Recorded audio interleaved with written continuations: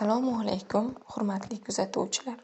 Bugungi taqdimotimiz tabiat va texnikada eng muhim o'rin tutadigan sohalardan biri suyuqliklar mexanikasiga bag'ishlanadi. Biz suyuqlikning tinch holatdagi muvozanati va harakat qonunlarini ko'rib chiqamiz. Bugungi darsimiz davomida suyuqliklarning fizik xossalari, gidrostatika va gidrodinamikaning asosiy qonunlari, xususan Paskal, Arximed va Bernoulli tenglamalarini tahlil qilamiz. Shuningdek, real suyuqliklardagi oqim rejimlari va ushbu bilimlarning texnikadagi tatbiqlariga to'xtalib o'tamiz. Suyuqlik moddaning o'ziga xos holati bo'lib, u shaklini oson o'zgartiradi, lekin hajmini saqlab qoladi. Fizikada biz suyuqliklarni ikki turga bo'lamiz: siqilmaydigan va yopishqoqligi bo'lmagan ideal suyuqliklar hamda ichki ishqalanish kuchi mavjud bo'lgan real suyuqliklar. Suyuqlik tinch turganida u idish tubiga va devoriga bosim o'tkazadi. Bu bosim P teng Rho ko'paygan H formulasi bilan aniqlanadi. Paskal qonuniga ko'ra, suyuqlikka berilgan tashqi bosim barcha yo'nalishlarda o'zgarishsiz uzatiladi. Bu qonun zamonaviy gidravlik mashinalarining ishlash asosidir. Arximed qonuni suyuqlikka botirilgan jismga ta'sir qiluvchi, itarib chiquvchi kuchni tushuntiradi. Bu kuch jism siqib chiqargan suyuqlik og'irligiga tengdir. Aynan shu kuch kemalarning suvda suzishini va havo sharlarining ko'tarilishini ta'minlaydi. Gidrodinamikaga o'tsak, birinchi navbatda uzluksizlik tenglamasini eslashimiz lozim.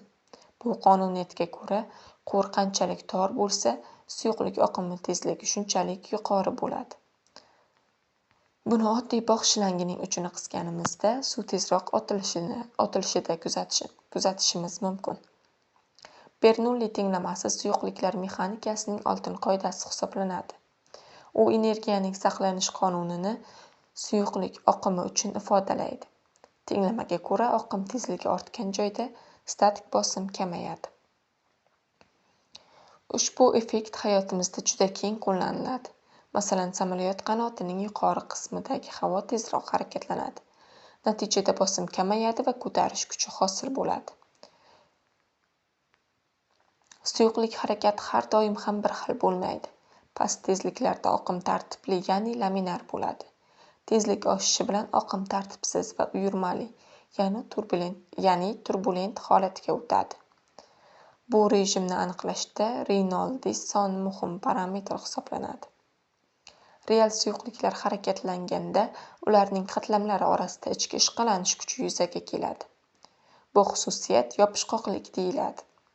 Masalan, suvning yopishqoqligi past, asalniki esa juda yuqori. Shuning uchun ular turlicha oqadi. Suyuqliklar mexanikasi bo'yicha bilimlarimiz GESlarda elektr energiyasi olishda, neft va gaz quvurlarini loyihalashda hamda avtomobillarning tormoz tizimlarida ishlatiladi.